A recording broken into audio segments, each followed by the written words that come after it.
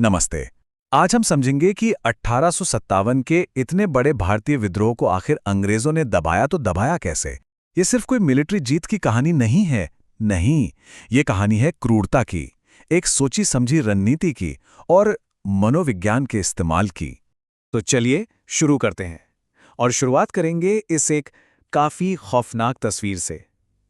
ये जो मंजर है, ये लखनऊ के सिकंदराबाग का है, जहां विद्रोह के बाद चारों तरफ इंसानी कंकाल बिखरे पड़े हैं। और ये कोई हादसा नहीं था, नहीं, ये एक साफ संदेश था। तो सवाल यही है कि आखिर ये हुआ कैसे? इतने बड़े, इतने फैले हुए विद्रोह को अंग्रेज दबाने में कामयाब कैसे हो गए? उन्होंने ऐसा क्या किया? चलिए इसी को समझते हैं।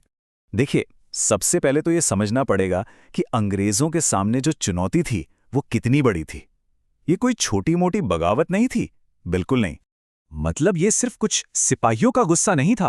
अरे इसमें तो आम लोग, किसान, जमींदार सब शामिल हो गए थे। असल में ये एक जन आंदोलन बन चुका था जिसने पूरे उत्तर भारत में ब्रिटिश राज की नींव तक हिलाकर रख दी थी। और ये आंकड़ा देखिए जरा, ये वाकई चौंकाने वाला है। अवध इलाके में एक ब्रिटिश अफसर था फुरसित। उसका अंदाजा था कि वहां की 3/4, जी हां 3/4 मर्द आबादी विद्रोह में शामिल थी। सोचिए जरा, 3/4। इससे अंदाजा लगता है कि अंग्रेजों का पाला कितनी बड़ी ताकत से पड़ा था।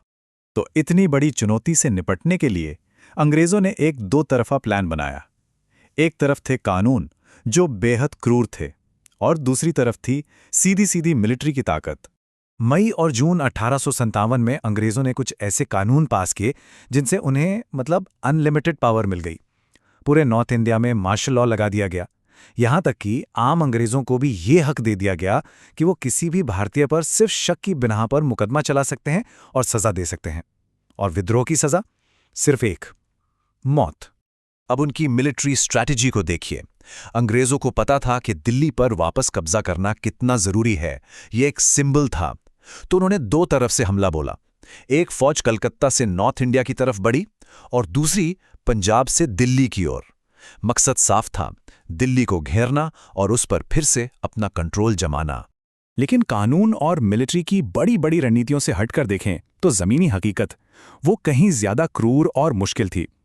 ये कोई आमने सामने की जंग नहीं थी, ये तो पूरी की पूरी आबादी के खिलाफ एक जंग बन गई थी। अंग्रेजी सेनाओं को लिटरली एक एक गांव पर कब्जा करने के लिए लड़ाई लड़नी पड़ रही थी, क्योंकि देहात के लोग पूरी तरह उनके खिलाफ थे। तो मतलब साफ है, ये कोई आसान जीत नहीं थी। ये एक बहुत ही लंबी और थका देने वाली लड़ाई थी। अवध में एक ब्रिटिश अफसर की ये बात सुनिए। इससे उस वक्त की मुश्किल साफ समझ आती है। वो लिखता है कि ये गांव वाले ये तो जैसे हवा में गायब हो जाते हैं और फिर कहीं और इकट्ठा होकर हमला कर देते हैं। ये एक तरह की गुरिल्ला वॉरफेयर थी और ब्रिटिश सेना के लिए इससे निपटना बेहद मुश्किल हो रहा था। तो लड़ाई जीतने के बाद अंग्रेजों ने अपनी सत्ता को दोबारा मजबूत करने के लिए पॉलिटिकल और साइकोलॉजिकल तरीके अपनाए, और इनके जो जख्म थे वो बहुत गहरे थे। यहां अंग्रेजों ने अपनी वही पुरानी चाल चली, बांटो और राज करो। जिन जमींदारों ने बगावत की थी उनकी सारी जमीनें छीन ली गईं, और जो जमींदार अंग्रेजों के वफादार बने रहे उन्हें इनाम में विद्रोहियों की जमीनें दे दी गईं। ये विद्रोहियों की एकता को तोड़ने का एक सीधा सा तरीका था। मिलिट्री एक्शन तो था ही, पर अंग्रेजों ने एक साइकोलॉजिकल वॉर भी छेड़ा। विद्रोह के बाद ब्रिटिश फोटोग्राफर्स ने जानबूझकर तबाही और बर्बादी की तस्वीरें खींची, जैसे ये दिल्ली की एक तबाह मस्जिद और सिकंदराबाग के खंडहर। ये सब कुछ रिकॉर्ड करना उनकी दिमागी जंग का एक हिस्सा था। सिकंदराबाग की ही बात करें तो वहां 2000 से ज्यादा विद्रोहियों को मार दिया गया था और उनकी लाशों और कंकालों को महीनों तक वहीं सड़ने के लिए छोड़ दिया गया। मकसद एकदम साफ था, आने वाले वक्त में कोई भी बगावत करने की हिम्मत ना करे, उनके दिलों में खौफ बैठाना। यह जीत की क्रूरता का एक खुला नंगा प्रदर्शन था।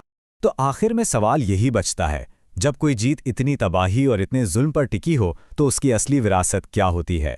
ये एक ऐसा सवाल है जो इतिहास के इस पन्ने पर हमें सोचने के लिए छोड़ जाता है।